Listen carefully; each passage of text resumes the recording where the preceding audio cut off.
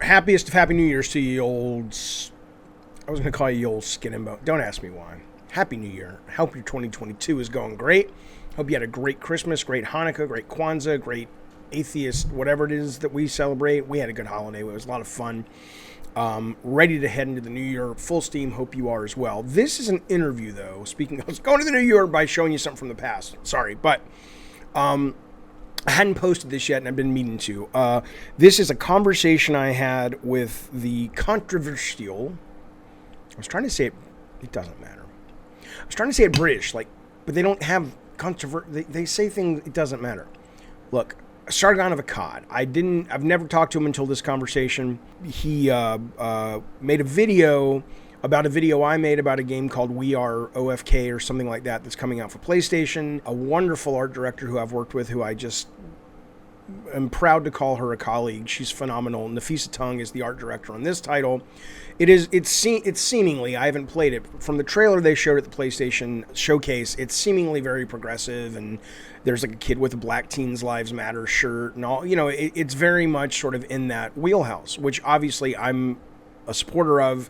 I think we need more diversity, not just on teams, but in the actual product that gets made that are called video games at all scales and all budgets and whatnot. And so obviously this is something I support. I don't know if I'll like the game. It doesn't seem like my kind of game, but it does look really cool. And I was talking about it, and I made a video, I'll link it below, where I was talking about how much hate that this was getting online after a new trailer dropped. And so I guess the Sargon guy, who is a very well-known, I'd never talked to him. I always assumed, what little I heard about him, he was sort of a provocateur, right-wing provocateur kind of fella. He didn't come across as much like that in this interview. I'll tell you what I felt about the interview at the end of this, but he was watching the stream I did when I was talking about his video he made about my video. So I did a stream.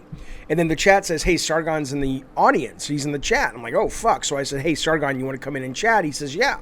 So this is that conversation that we had. And we touch all kinds of things about the whole, is there an LGBT agenda? And why is it threatening? And his take on it. And my take on raising kids. And his take on raising kids in this climate and all that. So it's less about video games and more about a video game that sort of kicked off a conversation about, frankly, much more important things. But giving you a heads up, that's what we're talking about for the next hour or so.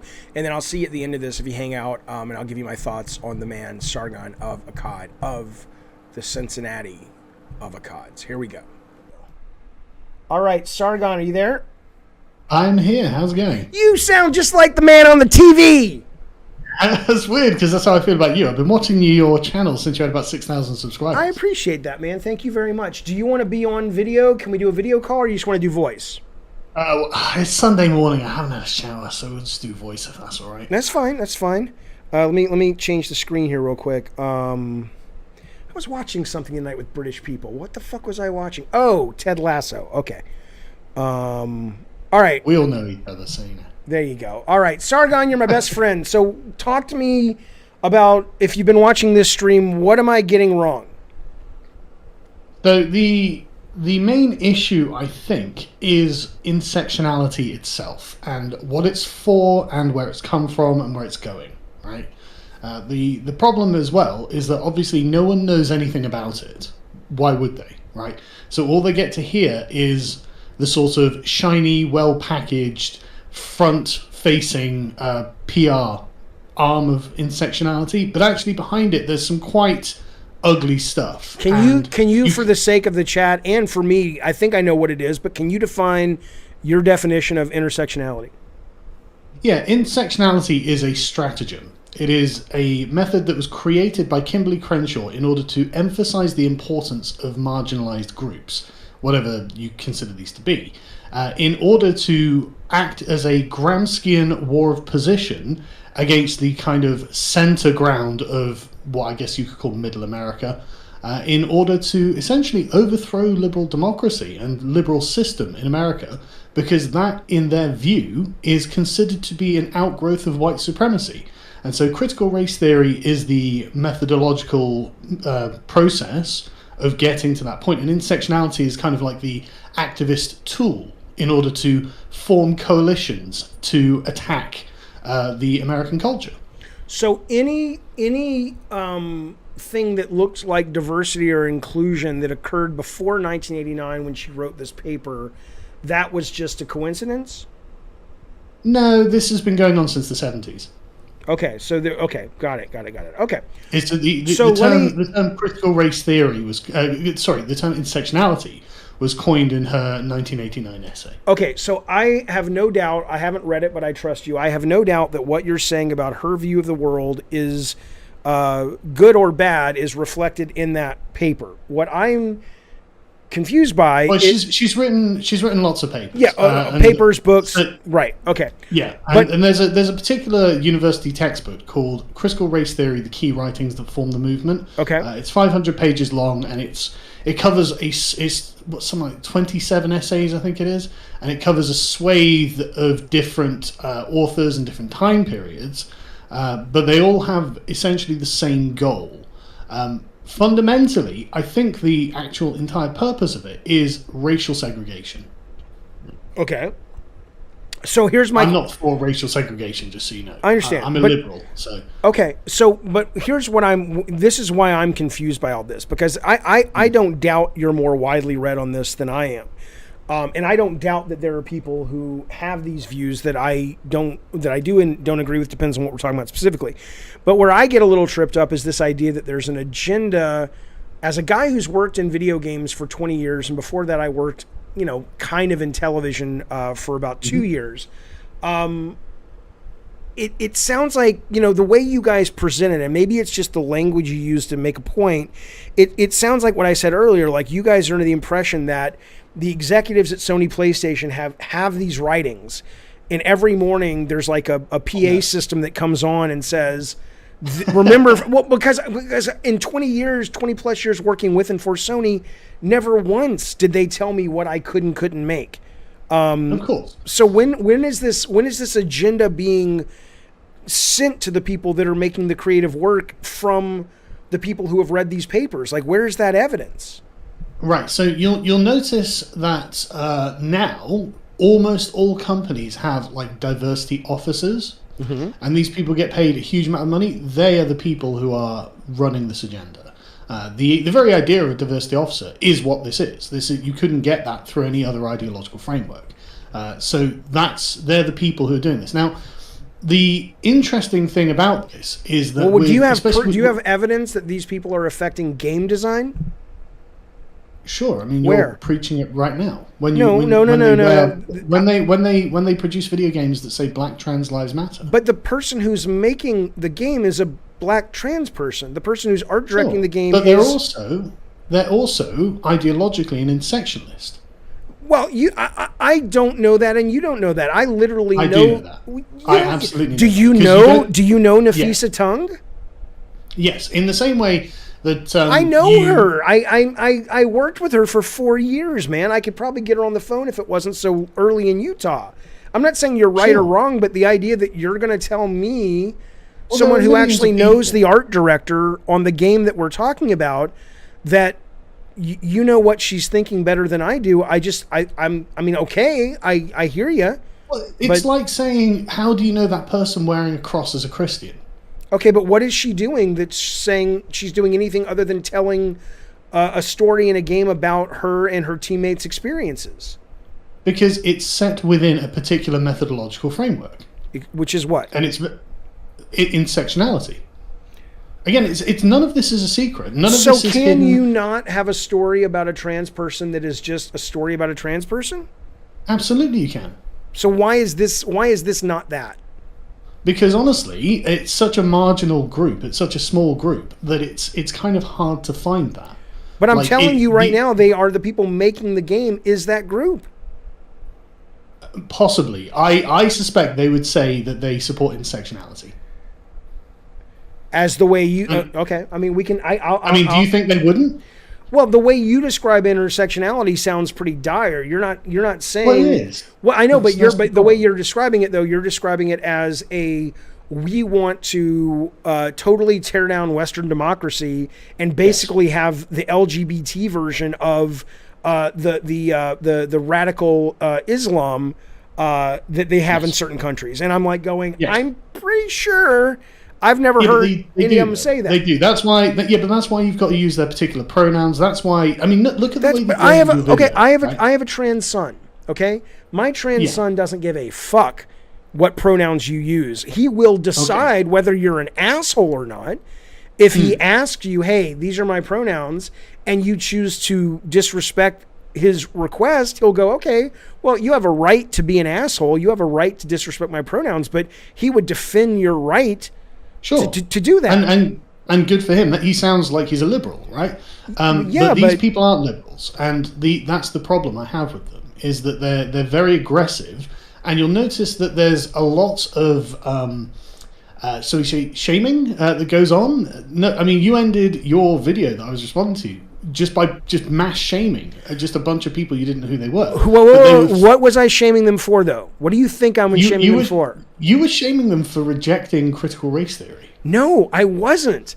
The reason if you look at the video that you're commenting on, it's edited. I know you did, but I'm saying if you look at it carefully, and I don't mean this is like a gotcha. I mean, all it takes is to go, I was consciously picking out comments. It wasn't because they were saying intellectually, I have a problem with this. This is intersectionality. Well, hang on. They're basically, the ones that I was pointing pointing out were cruel and mean and hurtful. That's what I was shaming. I went through them on the stream, and I don't think they were. I mean, if there may have been ones that you didn't show, I guess, and that obviously I couldn't reference, but the ones that you pointed out were people saying this is indoctrination, this is ideological, this is an agenda. You know, that was what you pointed on the screen. That was what you showed on the screen. Okay, so take this is indoctrination. And they were right. Well, okay. Yes. So here's my question, though. Right? I mean, don't you think why is it that you feel so assured in your position that this is indoctrination versus simply people going, this is a low budget game, we're a very diverse team, I know people on the team and they are in the LGBT spectrum or what have you, and we're telling our story? Why is your view of what this is? Both things are true. Well, okay, but it might be true, but for it to be indoctrination, they would have to have a conscious awareness that they are trying to indoctrinate people to what? What do you think they're trying to indoctrinate people? They're promoting a particular kind of worldview. There are lots What of is the different ways of viewing worldview? the What is the view? What is the view? The view is, and I'm quoting directly. That's fine. A race conscious perspective. I'm not for race politics. I think race politics is evil. It's the reason that the Nazis were evil. And race politics has gripped America and the Western world more broadly, and it's fucking everything up. Okay, it's evil. It's evil to categorize people on their race. Okay. Do you disagree with that? Well, I'm trying to understand first. It's evil to take someone's No. agency I know, but by saying of course they are this because they're white or they're black or they're Jewish or they're X or they're Y, right? But that is what critical race theory is. I mean, the movement itself and intersectionality comes out of critical race theory. Kimberly Crenshaw is a critical race theorist, but she also coins this kind of she's like the chief strategist of critical race theory. Right? I understand. It begins by lamenting integration. It begins by asking for segregation and regretting that integration happened. That's how this all begins. I can't agree with that. This is evil to me. Okay. And I'm a product of mixed race background. I think that's great. But what I'm saying, though, is if we're talking specifically about this title, you know, I'm willing to give somebody who has that view the benefit of the doubt, but you are offering no evidence that this is done to indoctrinate. You're offering no evidence that these people are sitting around going, we think mixing the races was bad. We want to make America this way. I mean, again, I'm not saying there aren't people. What evidence would satisfy you? Maybe them saying it, or maybe finding an email where the head of the company said, "Hey, this is our agenda, folks. When we make this game, these are the 5 points we want to." Because the what problem, right? Well, it's not the well. Hang on. Okay, you're offering, or you're making a very bold claim here. And so I know that you believe it, but don't you think that, as they say, I'm paraphrasing, but sort of bold claims require equally bold evidence and proof? I mean, I'm giving you the you're evidence. not, but you're not giving me the evidence. Well, hang on, I am. How? So So I'm explaining the very structure of the ideology that your friends are promoting. Now, I'm not saying that they know what the origins of this is, and I'm not saying that they have a particularly good understanding of it, right? Because one of the ways that critical race theorists and intersectionality has marketed itself is quite subversive, frankly. It's been to present a very friendly face and say, well, actually, we're just about empathy. We're just about helping people. Mm-hmm. But really, it's not about that. And so you've got people who the Soviets used to call useful idiots, who would, people like Bernie Sanders and Noam Chomsky, incidentally, who would go to the Soviet Union, see that, oh, look, they've gone around a show city and everything's fine. Well, then everything must be great in the Soviet Union. They go back to America and they start proselytizing how great the Soviet Union was. Obviously, it wasn't. And so these people essentially are concealing what they're doing. But that's I doubt your friends have actually read the theory that underpins the ideas they proselytize in public. Okay, but these are, like I'm saying, these are people. So what you're saying is, I'm not saying your friends are bad people. I know that. I'm not being sensitive to that. But what I'm saying is, you're suggesting that this indoctrination is what is driving the engine versus the literal life experience of these people being black, trans, LGBT. Like that couldn't be it. It couldn't be that this is their story. It's the fact that, yeah, this is their story. Yeah, that's true. But they can't, there's also this other part, even though there's no evidence of that. I mean, that seems pretty leap of faithy to me. Right. I'm not saying that. What I'm saying is they are expressing the, how to put it? Hang on a second. Sorry, my son's just knocking on my door. Well, while you talk to your son, I want to address this in the chat real quick. This useful idiot thing, though, goes both ways. I mean, the idea that America is the greatest country in the fucking world and we can do no wrong, sorry about that. Yeah, and people are crying, during the 4th of July. There's a lot of great things America's done. There's also a lot of shit things America's done. So useful idiots go both ways, man. I mean, I don't. Yeah, they do. Yeah, they do. So, but anyway, go ahead. Well, you are absolutely right, and there's nothing to prevent you from saying, well, look at these flag-waving American patriots. They are covering up America's history of slavery by not emphasizing it and focusing on it, and that's not illegitimate.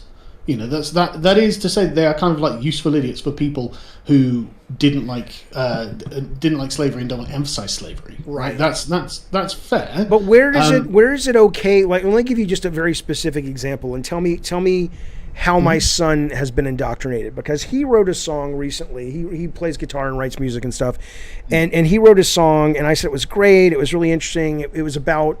It was about like just feeling awkward and not fitting in and all this stuff. And I said, oh, that's great. What was the impetus behind this? And he's like, oh, well, that's how I felt in junior high or middle school before I came out. And I says, okay, great. And it's a great song, blah, blah, blah. Okay. So, but what you're saying is if he were to sing that song, record it, put it out on YouTube, it couldn't be just a pure reflection of his experience living as a trans man. It would have to also include the fact that this woman in the 80s and all of her folks have gotten together and he's been indoctrinated and he's helping her spread her evil plan. Yeah, because the way that people frame things is very unconscious, right? That most people don't think about the framing and language that they use. But I mean, if your son had felt like actually deep down I'm a Christian and he wrote, or I'm religious, I've got a connection to God. Yes. And he'd written this song instead about feeling he wanted to express his faith. Yeah. And then he starts writing about how he loves Jesus. Yeah. You would rightly say, well, that's connected to Christianity. Probably yes. Yes. And so in the same way, if he says, I'm part of the LGBT community, well, that's rightly connected to intersectionality. But he wrote a song about how... LGBT is... Sorry, go on. Well, you believe people are really gay or trans, right? You don't believe they're making it up. Sure. Okay, so No, of course. and you even said yourself you're you're a mixed character, mixed breed, whatever, of different lineage. Mm-hmm. So you're not making that up. So just because you can be put into a box of I am a Irish black guy or Irish African guy or whatever, it doesn't mean that you agree with everything that Irish African people say. I mean, he is a trans guy writing about his trans experience. So that automatically means that anyone who's trans believes in or is supporting intersectionality? No, of course not. But this is the trick that they're playing, right? It's the fact that you ask that shows that the systemic nature of intersectional thought. Again, because they are what they call race conscious, this isn't really just about race. Essentially, it's a form of class consciousness that they try to claim essentially political ownership of everyone in that category. For example, I've got trans friends who are wildly against intersectionality. Like they can see it for the form of politics that it is, and it's a cruel form of politics. It claims ownership of people who it has no right to claim based on an arbitrary characteristic, something that someone didn't choose and can't change, right? And that's a particular kind of political view. And there are people outside of this who get marginalized. There's a YouTuber called Rose of Dawn. She's trans. She's a friend of mine, and she's obviously very anti-woke. But the thing is, it brings together coalitions of people, and it seems like a safe place to go if you don't know what you're doing. Because, I mean, ultimately, one of the reasons this has been able to continually spread so quickly is because it answers questions that the wider society didn't have a good answer to. So your trans son didn't have anyone else to turn to for any advice or guidance in this way. And so they're very clever. And they saw this and they ran with it. But now your son is like, they're going to consider him to be one of theirs. They're gonna say, well, you care about trans this, don't you? Don't trans lives matter to you? And it's like, well, hang on a second. What do we even mean by that? Like, what does that mean? Trans lives matter. What does it mean? It means that there are a lot of places in the world where if he went, he's very aware that he would be harmed or killed. At worst, and at best, he would be mocked and shamed and made to feel like shit. And so when he says trans lives matter or black lives matter or whatever, it's that, hey, the very nature of the slogan is pointing out that there is a disproportionate amount of violence and hatred and disrespect visited upon these specific groups is what it means. But notice now that he's adopted a political position on behalf of people who he doesn't represent and didn't elect him. But that's only if you would be absolutely right because what you're doing though is you're saying that you're making the claim that anyone who supports a group automatically takes on all of the baggage of that group as well, and they are intentionally or inadvertently a spokesperson and a supporter of all of those ideas. I mean, I think that's bizarre. Well, that's like saying everybody who voted or everybody who's Republican agrees with every single thing that Donald Trump did. And that not necessarily. Well, that's what you're saying, isn't it? No, not necessarily. I mean, if you vote for Donald Trump, it is an endorsement of Donald Trump, right? It is, but that, I voted for Joe Biden, but that doesn't mean I agree with every single thing he's done. I think he's made some terrible wonders. But that does still mean that you endorsed him as a candidate, and so you are partially responsible for his presidency, right? Sure, absolutely. Yes. Yeah. So, you can say, well, I disagree with all this, but at the end of the day, there is a slice of burden of responsibility that's on your shoulders. But you'll notice that Republican and Democrat are self-associative categories. You can choose not to be one. You can choose to be something else. But you can't choose not to be black or trans or white or straight or whatever. Right. You didn't get to choose those things. And so politicizing those categories actually removes the agency of the people in the categories. And so your son's setting himself up as a representative of trans people. Well, what about those trans people who don't want him representing them? How is he representing them by writing a song? You're setting yourself up as you're setting yourself up as the defender of what's it called, intersectionalization. right? Intersectionality. Sorry, hang on. You're setting yourself up as an anti-inter. I can't say it. You know, it's late. But right. Yeah. And I'm like, well, you know, you have a right to do that. You have a right to speak to your holy cow million-plus audience about your views of things, and you weren't elected either. So why? I don't get it. I'm not claiming ownership of people because of their innate characteristics. Neither is my son. But the thing is, I know, but that's where this is becoming a bit of a Mott and Bailey argument, isn't it? I don't know who that is. I don't know who that is. It means changing the terms of the argument. Oh, well, you're the one who said that my son... But you did. You said my son had been adopted by these people and no other trans... I know, but you said that no other trans person had elected my son. And I'm like, you're right. But no person who believes your views have elected you. But you have a right to say them. I would defend your right to express them. Sure, but I'm not claiming ownership over anyone. But my son's not either. Well, I didn't say he personally is, but when you say... But you did, hang though. Hang on. I will hang on, but just... go ahead. Hang on, right. So, yeah, but the issue is with the social movements themselves. So the X Lives Matter, this politicization of a group of people making political demands on behalf of people who didn't necessarily want them and may well oppose them is really the problem. Obviously, your son having self-expression is not a problem at all. That's good. You know, he should express himself. And I think it's admirable that he felt brave enough to be able to come to you with whatever it is he'd written and done. I think that's excellent. And I say that as a father. You know, I understand. I'm well aware. You know, but the problem is these social movements, Black Lives Matter, X, whatever. You know, any of these like radical left-wing movements. They all have essentially the same purpose behind them. And so when people saw the Black Trans Lives Matter t-shirt in the video you're talking about, like if you'd done that video and there was nothing political in there, and you were just saying, well, look, I know these people who made this game, it's not my sort of game, but it looks quite nice and it's probably going to be good for the people who are into that, blah, blah. No one would have cared, right? But the problem is when you introduce all of these political movements, which are, broadly speaking, under the rubric of intersectionality, then you get a bunch of moral imperatives. Well, hang on. What did I introduce? Because my video, I wasn't making a video about comments to my video. I was making a video about comments to the actual trailer that had no analysis. There was nobody talking about it in terms of on the Sony trailer. They were just commenting on that. So I didn't say anything to kick off these comments. No, I know, but the reason the comments were there and the reason you were talking about the comments is because the comments were reacting to particular political symbolism that was laden in the thing. I mean, it's literally like, you know, if that person, instead of wearing a Black Trans Lives Matter t-shirt, was wearing a swastika, like there'd be people in the comments going, I'm not buying a Nazi game. I'm not interested in political indoctrination. I'm not interested in this bigotry. But to be, and by the way, well, it's not, and I'll tell you why. First off, I would support the right, and I do support the right.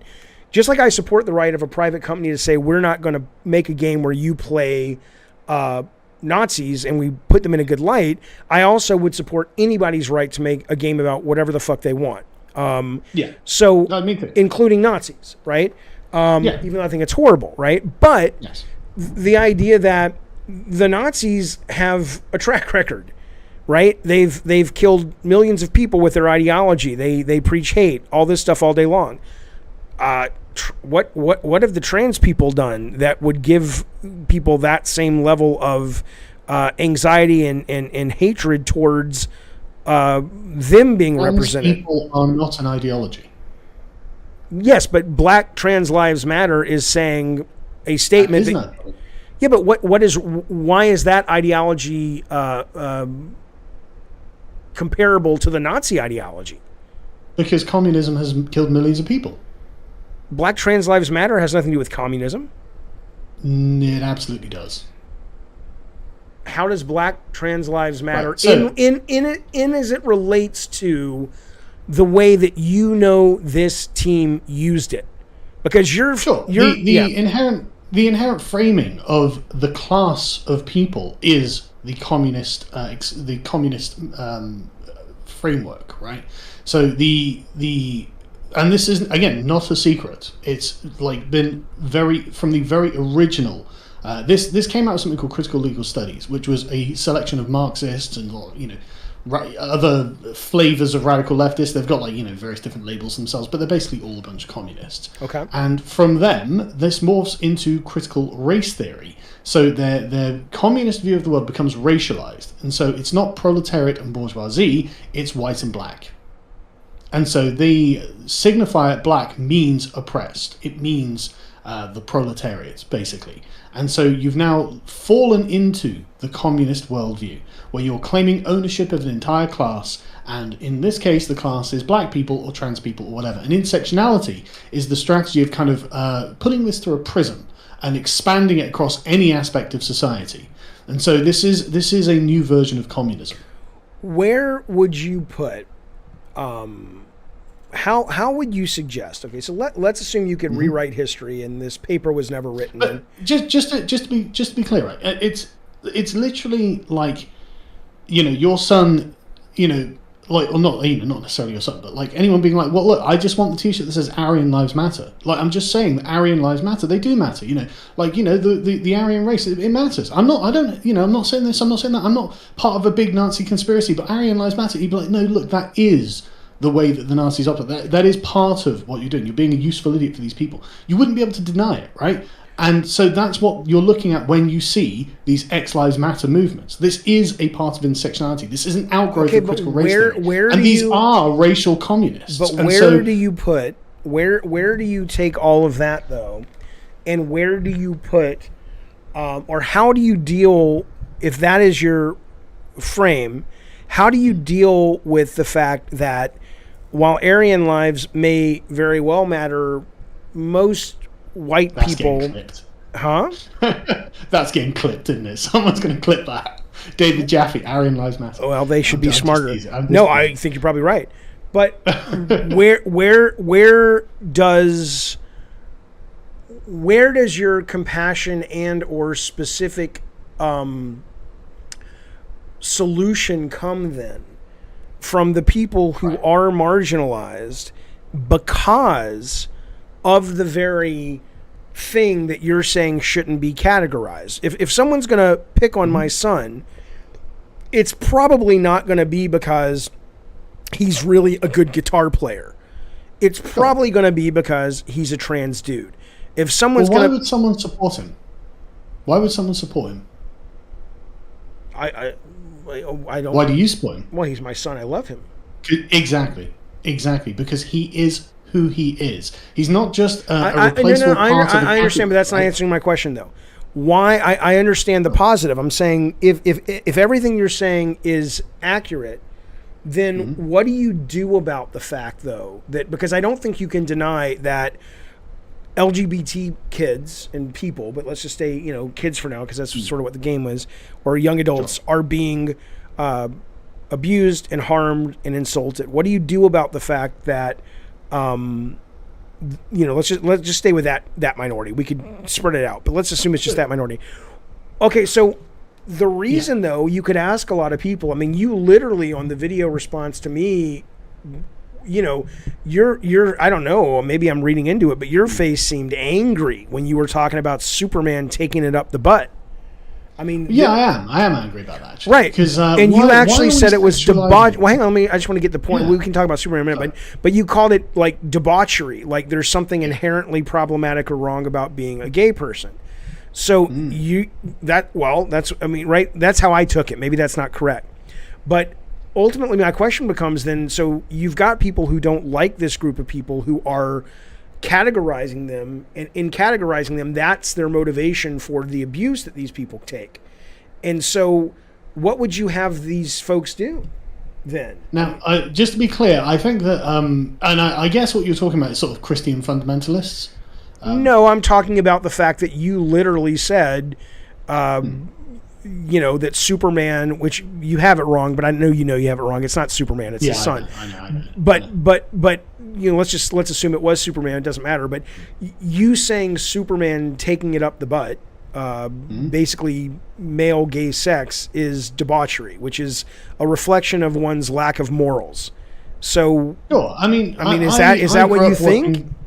I grew up watching Superman, and I don't ever recall Superman being sexualized. That doesn't matter if it wasn't Superman. If it was gay man. Well, I mean, ultimately, you called it. Well, you called I mean, it debauchery. You basically said the act of men having sex together is a problem. It's not something I'd show my children. I didn't ask that. Well, that's what I'm saying, though. Like, what I'm saying is the fact that they are sexualizing Superman and bringing his sexuality to the fore and making it a key part of his character is sexualizing that character, and that's not appropriate for children. In my Okay, but opinion. it's okay for him to want to fuck Lois Lane, though. Sure, but don't show it. Like and it's Whoa! it's Don't what? I missed that. Don't well, what? Don't like, what? Don't show them doing things. They right? don't. Have you read a comic where you literally see Superman's son fucking somebody in the butthole? Well, I don't know. I haven't watched it, but it wouldn't surprise me that it ends up going that way. Okay, but why don't we wait until it does? Because I assure you, it's not. But the point is, though, why are we even talking about his sexuality? Right? We don't normally talk about the sexuality of Superman. Yes, we do. We talk about it all the time. Sure, we do. Did you watch? Well, how can you? I can give you proof. Did you watch Avengers Endgame? I didn't. I'm afraid. I'm not a fan of Marvel. Okay. At the end of Avengers Endgame, he goes back to Agent Carter or Peggy or whatever because that's the love of his life. I thought Superman was DC. He is. We're talking about Captain America. In Superman, he's Lois Lane is the love of his life. Lana Lane before that was the love of his life. Right. We sexualize that. Why can't we do it for other folks? Is it like brought to the fore? Is it focused in that way, or is it just treated as a normal part of life? Because that's the thing. If this was treated as a normal part of life, then fine. But how do you think it's not being treated as a normal part of life? I mean, all I saw was Superman, having a big snog, or Superman's son, whatever it's having a big snog. Is that a kiss? Well, I know shag is fucking, but snog is what? Yeah, it's a very intense kiss. Okay. I wouldn't want my kids watching someone having like a deeply intense, passionate kiss. This is not appropriate for them, I think. And so of any group. Yeah, no, generally, like it's like the depth of it is very sexual. But maybe this is just me being a prude. Who knows? Right? Well, it might be because if you look at your screen, maybe. Yeah. Well, I'm just saying that if you look at your screen, all I had to do was Google Superman Lois kissing, and it's Sure. Where am I looking? Sorry. Just at this. Oh, it's my bad. I'm new at it. I don't know what I'm doing. No. It's all right. It's all right. But I mean, that's these are pretty passionate kisses. Okay, I can't. Yeah, and don't get me wrong. And here's by the way, here's the snog. Hang on. I can't see it at the moment. I'm afraid. Why not? I would apply this because the stream's got a delay on it. So I'm waiting for it to come up. I'm just letting it play in the background. But the point is, like, this isn't new, right? It's not new watching the continual sexualization. And yeah, okay, fair enough. Some of those, like, so you've got the one where Superman's holding Lois Lane when they're married. I think that's quite innocent looking. But there are some that are a bit more intense, perhaps, that aren't appropriate. Then that's me, right? That's fine. But okay, so you're saying that would be inappropriate as well to show your son. So if your son was reading a Superman comic, yeah. Possibly, okay. But the point is, this isn't the beginning. This isn't the end of it, right? This is just the beginning of it, and these things become more and more debauched anyway. Because really, I don't really want to talk about Superman's sexuality. That's not really the important thing about the character, is it? The important thing about the character is that he represents a set of normative values that are in some way kind of sacred. And I think that there's an attempt by the intersectionals to undermine all of that. I mean, they do say it expressly. And so I'm becoming a bit more protective about these things. Possibly it's because I'm getting older as well. Right. I mean, I hear the language you're using. I mean, your people invented the language. So I know it's English. Who's my people? English. Right? England. Yeah. But I don't, I got to be honest with you. And again, I don't mean to be a dick to you. I don't know if I believe you. Sure. I don't know if I believe that your son watching, Man of Steel, which has this very deep romantic kiss between Amy Adams and Henry Cavill, would really be something that you have a problem with. I mean, unless you're, I don't know how. Well, I haven't seen it, so I mean, you know, I would have to look. My son's only 6 as well. If he was like 15 or something, obviously I wouldn't care. Okay. Okay. But this is part of a wider pattern of increasing sexualization, though. And I mean, you know, you're not going to say that our culture isn't dripping with sexualization. It absolutely is. But at that point, that's a, you know, and I don't know if that's good or bad. I don't really have an opinion on that necessarily. I think it's bad. I think that there's been a dramatic shift away from protecting the sanctity of children. And we can see it everywhere. And I think it's kind of insufferable. Maybe that's why I'm more sensitive to it, to be honest. Could be. But I'm saying, but just to be clear, you have the same problem with Superman kissing Lois in these images as you do in this image with his son kissing this dude. It's exact. There's nothing. I don't think they should be tonguing each other. I understand, but there's no difference, is what I'm saying. The fact that it's there's a difference. Well, obviously. I know that, but I'm saying that you have videos, or you're on record, or even if you're not. If I went back a couple of years, even before this story of Jonathan Kent came out, you would have a problem with Superman and Lois kissing. I don't think I've ever talked about it. I mean, I've become more conservative as I've become a father. So, you know, like 5-6 years ago, before my son was born, I probably didn't mention it. Right. Okay. It's just not something that was on my radar. But yeah, this whole, like, the continual and increasing sexualization of culture, I do have a problem with. And then when you, like, look, all we're going to talk about now is gay Superman. It's like, look, we never just said, oh, this is straight Superman, right? That's not what the character was about, and putting the focus on these things. But why is that the focus, though? I mean, have you read the comic? Well, no, I haven't read the comic, but that's the question, though, isn't it? Why is that the focus? It's not the focus. Why is that what we're talking about? It's not the focus any more than it's unusual, and it's not what people have been used to, and so it's a news story. I think because a lot of people look at it. Who are in the media, both the creation of media and the reporting on media, they look at it as a positive thing. They look at it, and again, I appreciate that you don't, but, you know, I like the fact that I'm looking at the Teen Titans right now, which is a great fucking comic book. I know you don't read comics, but there's this wonderful character in the comics called Lobo, who's basically like DC's Wolverine. His daughter is a lesbian, and I assure you, when you read Teen Titans, of which she's a member, you know, every now and then there's a subplot associated with it, but it's not like the way you describe it. It's like the comic of the gay, and it's just like dripping with gay, and it's like that's fine. Like, I agree that's a perfectly legitimate kind of subplot, right? That's a perfectly it's a small part of the wider universe, right? And so it's not that the entire thing focuses on this, and it's not monomaniacal or anything. That's fine. That's totally normal. And in fact, that's desirable to have a plurality of stories within a universe, right? Okay, it's completely desirable. But you'll see all the reporting. I've only gone on the articles being written and stuff, and all it focuses on is gay Superman now, gay this, gay that. And it's like, well, why? You know, that's not a plurality of stories. That's a monomaniacal focus on one particular characteristic that's sexual. Sorry, I don't want that for my kids. You know, that's not the thing that I'm looking for in entertainment for my children. And I think that other people should be slightly skeptical about that for their own as well, at the very least. But again, I'm not saying all of this is a product of intersectionality either. Like, there's perfectly liberal ways of approaching gay stories, and the struggle to understand one's own desires and how they don't mesh with wider society and things like that. This is all perfectly normal. This is the human experience. Like, this has been going on for thousands of years. So how can you determine what representation of the LGBT experience is coming from what you would deem a pure, normal, acceptable place, and what is part of a political agenda? Well, again, it's really about how it's being politicized. So if you see people creating categories around arbitrary characteristics, then it's been politicized. So if, say, someone says Black Trans Lives Matter, that's political characterization and that's political advocacy.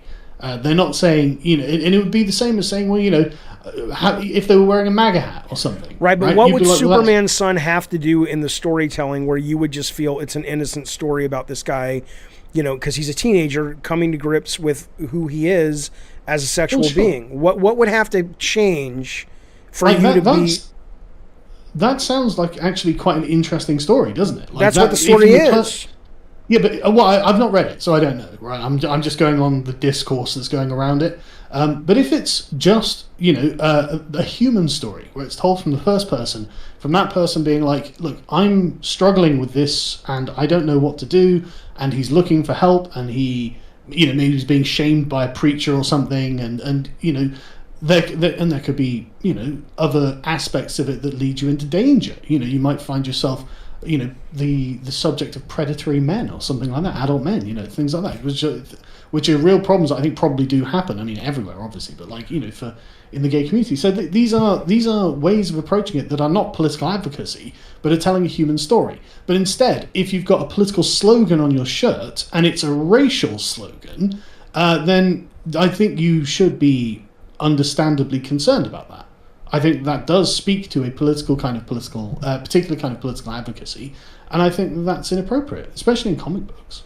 I think I'm trying. Again, although if you ever talk about or you talk to racists, they'll say, Jaffe, you're not white, you're Jewish. But I'm white presenting. Let's put it. I don't care either way, but I present as white. Okay, so I I am straight and I am cis, and I have pretty much the average white American experience.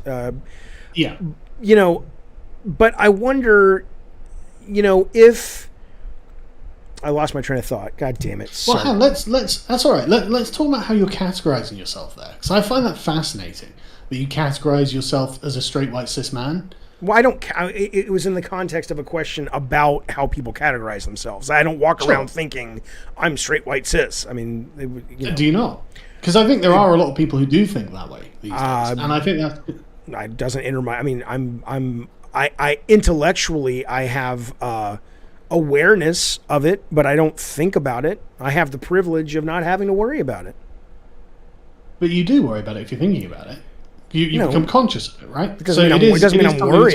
Yeah, it doesn't mean I'm worried about it. I mean, worried, I don't have to have the talk with my children that you hear a lot of African-American people say that they have to have with their children about when you get stopped by a cop, you need to be deferential as fuck because you don't want to basically get shot. How do you act when you get stopped by a cop? I don't really think about it. I'm just like, what's up? There's absolutely nothing about that cop that worries me. Because... I mean, I've seen videos of white people being shot by cops. Sure, some are quite awful. I know, I have as well. But I personally would be afraid of American cops. They're not great, but I don't worry about them. They seem highly strung.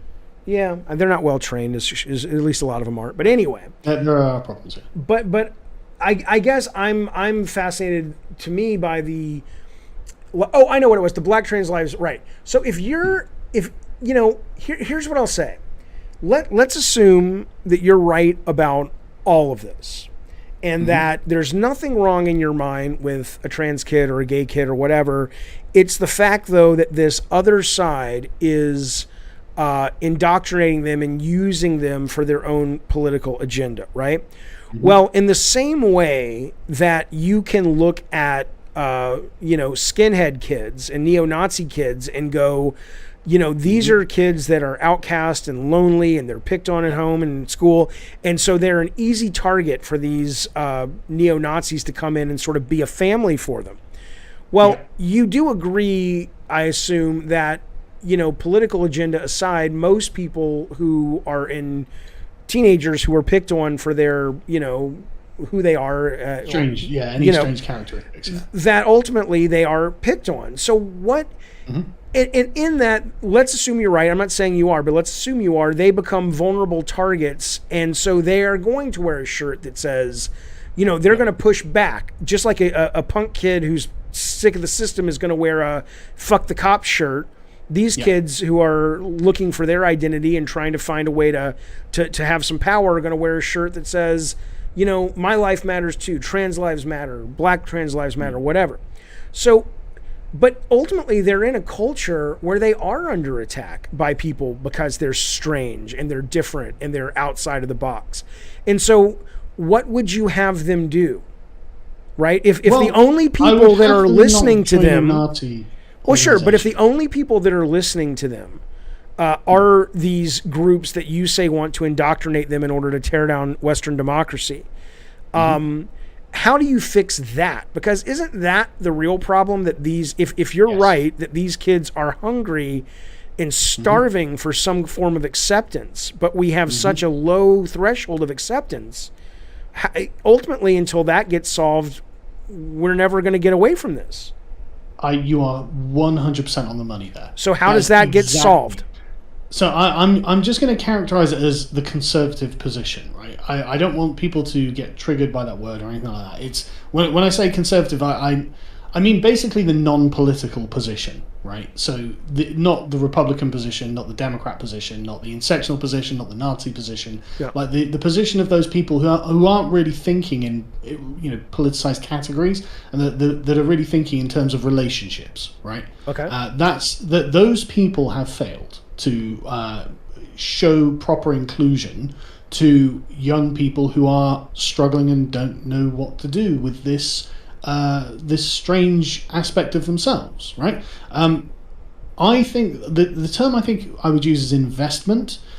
In the same way that I invest in my family and friends, this is something I think maybe we should be more considerate of, right? And I don't want to sound like some sort of Mormon preacher or anything, going door to door, but like, I do think it comes down to the way that we treat one another that facilitates this vulnerability to radical groups. And this is something that I think we as a society have essentially almost on purpose kind of absconded our duty on, because it's hard work. It requires self-sacrifice on our part to say, yeah, actually I'm going to make an effort with a friend of mine who seems to be a bit cagey and doesn't want to come out and doesn't want to hang out and doesn't want to talk. Like it's easier to go, okay, well, fine, I'm just going to go hang out with these people who I like talking to, right? Yes, that's right. It's a lot easier, but the thing is that is the problem, because that's a form of kind of social ostracization. And I think if there's one thing that's at the core of all of this, it is this kind of isolation and ostracization, and it doesn't make for a healthy society.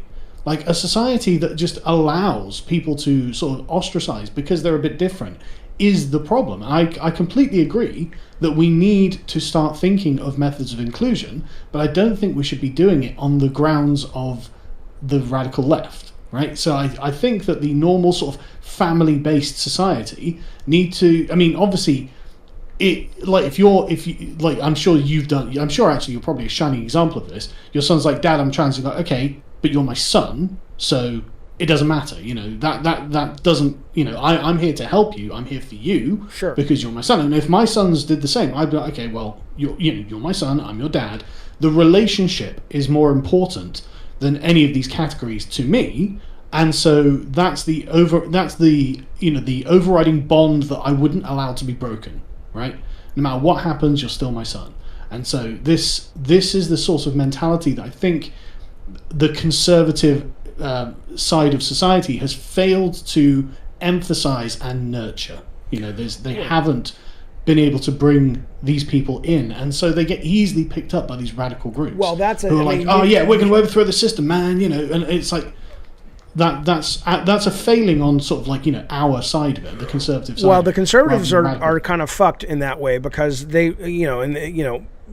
basically the conservatives' absolute love of the free market and pure unregulated capitalism is that's not they're ideological liberals. When I say conservatives, I mean people who are pre-political, as in they aren't expressing political theory. They don't have like this sort of Reaganite view of free markets or anything like that. They're people who are just living their social lives with their families, right? That's what a conservative is. What you're talking about there is a particular form of like neoliberalism, and that's a political ideology. I'm talking about an economic system. Yeah, but I'm not. That's the thing. I shouldn't have used the word conservative, because in America it does have those. Oh right, yeah. I was yeah. Well, anyway, the point, regardless then of what you want to categorize, the local communities, the families, the people, and that may be something that we just have to figure out how to survive as a species long enough to evolve out of, because ultimately the way it was dealt with in the past where religion tied a lot of this stuff together, really doesn't work anymore. And modern religion hasn't really figured out how to solve it. And so people are left to finding their own way, which is great to some extent, but it does allow a vacuum of a lot of people who want to make a lot of money to come in and create a desire for people to own more, buy more. You'll be happy if you buy this, you'll be happy if you buy that. And that's stuff that pulls you away from focusing on family and things that actually matter. So, well, I agree, and it's about the things we hold in the forefront of our minds, right? And I think that one of the things that we have failed to nurture are our relationships, like how we care about the people around us. And I do think it's sort of like an actual, because they use the word community all the time, but what they mean when they say community is race, effectively. Like the black community, as if black people all live in one town. You know, and when they say that, then they mean every black then as well. So essentially, when they say community, they mean race, but that's not what community means. Community is a definite particular point in time and space. And, you know, there are definitive named individuals in the community who are related to one another in a demonstrable way. They're neighbors, they're friends, they say good morning to each other in the post office. That's what a community is. And we've completely lost this sense. And so I'm not saying I've got like the grand answer or anything like that, you know, because I don't. But it becomes apparent to me that has become very weak in modern society, probably because of the technological advancements like the internet, social media, and the way that we categorize ourselves now that's not really very accurate to reality.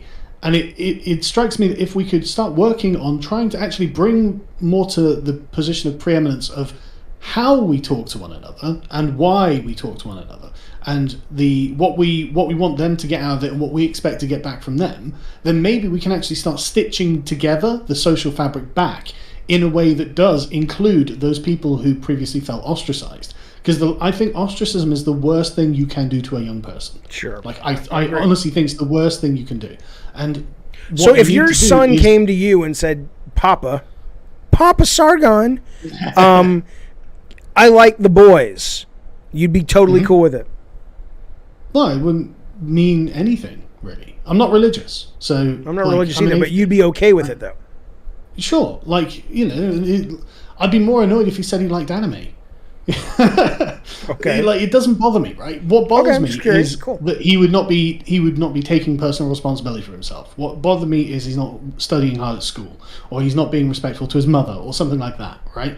Like, these are the things that bother me. I don't care who he, like, you know, I don't think he's gay, but like if he was, I would at least expect him to have good taste in men, in the same way that if he's straight, I expect him to have good taste in women. Like, you know, I would just want the best for him. Right. You know, I'd want him to be happy. And this sort of, like, I do think is this kind of attitude, that the nurturing of the relationship itself, because he's never going to not be my son. Of course. And that's unbelievably important. I'm sure you totally get that, right? You know, you're obviously... Yeah. I honestly... There's, you know, people talk about, oh, you're a really good parent, and I am, but not because of that. I mean, it's got nothing to do with that. I've never understood why parents care what their kids' sexuality and or gender is anyway. It's none of my fucking business who they identify as. I just want them to identify as happy and healthy and a good person. The rest of it has nothing to do with me. I think that there is a legitimate concern for health issues in some of these communities, I have to be honest. The statistics aren't always good, right? Such as what? Now, quite a few venereal diseases in the gay community. So there are genuine health issues there, and no one wants to talk about it. And it's not a moral failing, but it is something that can affect lots of people. And it's something that if my son was like, I'm gay, but okay, well, you've got to use this protection, you've got to be, sure. Well, yeah, of course. I mean, yeah, that I'd say that's anybody, but yeah. These are much higher than in other communities. That's the thing. It's probably because the lesbian community doesn't have the same rate of venereal disease as the gay community, right? And so you can't pretend like there aren't differences. There are differences, and it's okay to be different. Sure. You know, it's I mean, fine. I don't have okay. the stats on that, but let's put it this way. I've Give looked it. it up. Yeah, I'm not saying I have no reason not to believe it. Simply, it's something my brother told me once. He's just like, he lived in West Hollywood for a while, and he was saying something like, you have to be really in shape and good looking and blah blah blah in the gay community here in Hollywood. And I said, well, that's weird. He says, well, why? He says men are visual, and men like a lot of sex. And so when you have two men in the same relationship, so it may just be that they're fucking more, and thus the disease count goes up simply by nature of the maths. And it's also accessibility to sex as well. Women are a lot more guarded with sex because sex comes with consequences for women, obviously, like pregnancy. And so women usually demand an investment from the man in a form of relationship. But when you've got two men, well, they don't. Obviously, there's no danger at all from pregnancy, and so I don't know. Here's what I'll say. I just want to be clear. I mean, it's not good or bad. No. I don't necessarily agree with all of your assessments about women and men and gays, but I appreciate it. I appreciate your perspective. Hang on. Let me clear. I'm talking very general terms based on the statistics, right? Based on my life experience, what I've seen. It's not an absolute, Right. In general, men in the gay community find sex a lot more easily than straight men do. Right? Well, I think that's exactly right, and it's because of the lack of investment required to get the sex, and that's fine. Like, I'm actually in many ways quite envious, to be honest. But that also comes with it's a double-edged sword, and that means that venereal diseases can profligate in the gay community a lot quicker than they can in communities that have less sexual activity, and so it's just something to be aware of. Right? Let me ask you this. I it's like 5 a.m. here almost, and I love I appreciate you talking to me and giving me your feedback on this. But okay, so and I ask this as a guy who, I have a small YouTube channel. I understand the value of drama. I understand the value of putting out video. I'm not. People are like, Jeffy, that's clickbait. I'm like, it's called marketing. I never lie about my videos, but I'm going to make them. Attention economy, come on. Right. You can't judge him for doing clickbait. Right. Well, click depends how you define it. Clickbait would be like, I'm going to tell you the secrets to Spider-Man Far From Home or No Way Home, and then it's about knitting or something.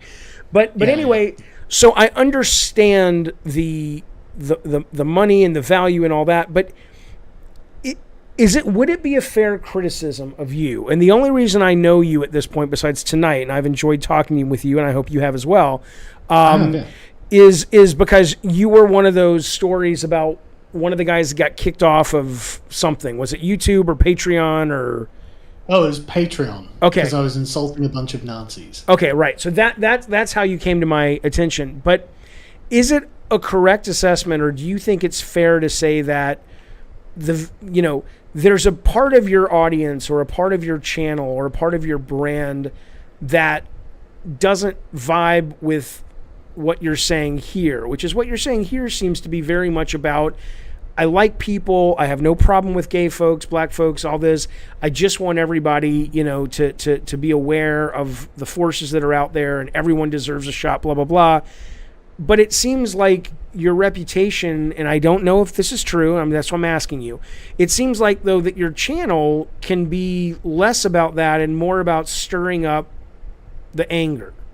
Is that fair or not really? No, I think that's totally unfair. I think that's characterization from the political people that have been criticized. Right, totally fair. Fair. Like Colin Moriarty gets a bunch of shit, and I'm like, dude, that's not Colin. So it could be the same with you. I don't know anything about you.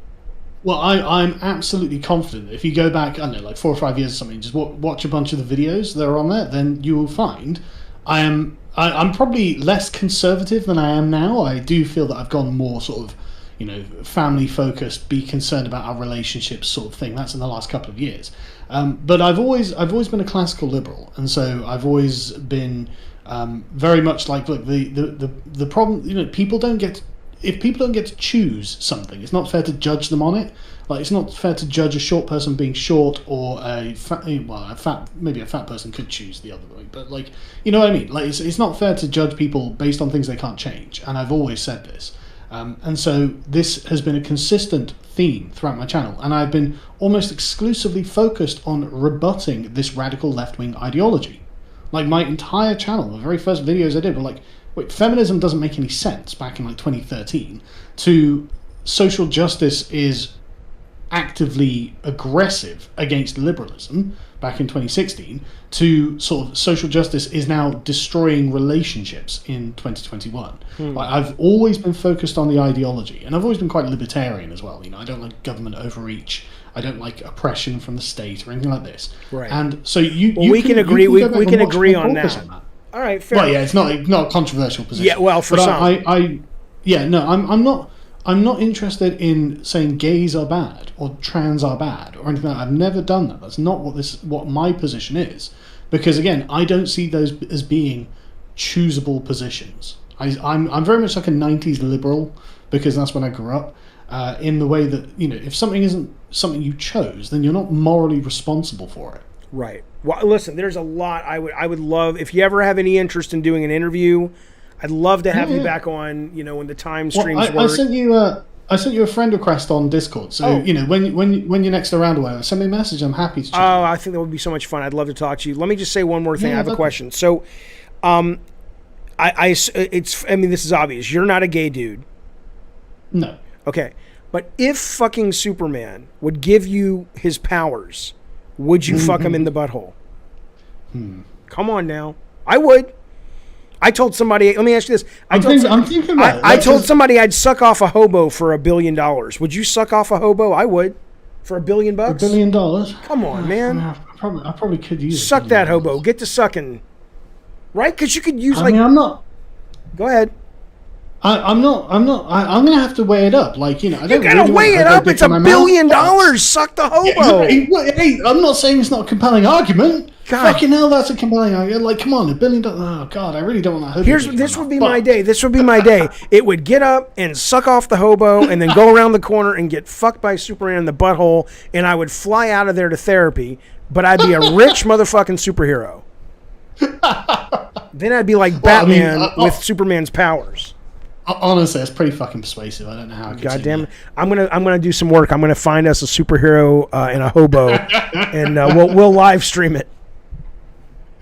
All right. Well, I mean, if it's live streamed, then it's on the internet fucking ever. Well, come on. Like, you know, you think people are you're gonna know why you got the powers. So, you know. Anyway, Sargon, thank you so much, buddy. I appreciate it. I'll talk to you soon. Man, all right. Yeah. Take care. Yep. Oh, sorry. I didn't mean to cut you off. I'm sorry, sir. And there you go. That was the conversation. You know, I want to be very clear, because it's obvious I don't believe from that interview. It's obvious I don't believe in a lot of the things he believes in terms of philosophically or politically or whatnot.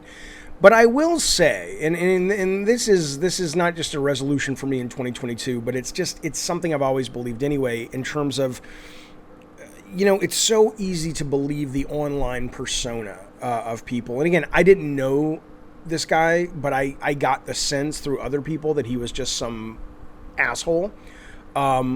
I didn't find that. I don't agree with the vast majority of what he was saying there, and he probably doesn't agree with a lot of what I was saying there. But all I'm saying is, it's kind of, you know, as long as he's not hurting anybody, or as long as he's not out there promoting legislation that's going to take people's rights away, you know, the man has a right, the woman has a right, whoever they are, they have a right to say and think and express and share whatever it is they feel. And I think I'm not going to preach to you, you know this, but in 2022, I'm going to try to do a better job of, I'll still be confrontational. I'll still push back on people. I'm not just going to be like, yeah, whatever. But I think the polarization of at least our country in America has gotten to the point where I'm like, this Sargon guy in real life seems like a nice guy. Seems like a good dad. I don't know if he is, but he seems that way. I'm gonna try to see the person behind the screen more, and in that deal with them that way, versus just come at them attacking. Because I can't speak for you, and I really obviously can't speak for the country or the world, but to me that doesn't work as much. We'll see if I stick to it. I don't think it'll be hard, because that's how I feel, but we'll see. Anyway, I hope you're well. Seriously, once again, Happy New Year. I will see you on the streams this year. Take it easy.